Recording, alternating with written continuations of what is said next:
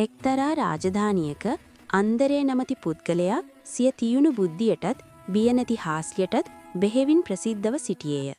දිනක් රජතුමා විසින් රජමාලිගයේ මහා රාජකීය මංගල්‍යයක් සූදානම් කරන බවට ආරංචිය ගම පුරා පැතිර ගියේය. දුප්පත් ගැමියන්ට කිසිම දිනක මාලිගයට ඇතුළු වීමට ඉඩ නොදෙන බව දැන සිටි අන්දරේ ඒ වෙනුවෙන් නිහඬ පාඩමක් ඉගැන්වීමට තීරණය කළේය. කිලිටි ඇඳුම් ඇඳගත් අන්දරේ මාලිගයේ දොරටුව අසලදී මුරකරුවන් විසින් නවතා පන්නා දමනු ලැබිය.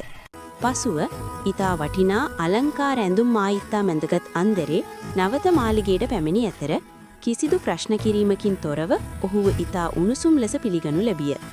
මංගල්‍ය අතරතුරදී ගෞරවය ලැබෙන්නේ මිනිසාට නොව ඔහු ඇඳ සිටින ඇඳුමට බව පෙන්වීම සඳහා අන්දරේ තම ඇඳුම් මතට ආහාරවත් කරගත්තේය.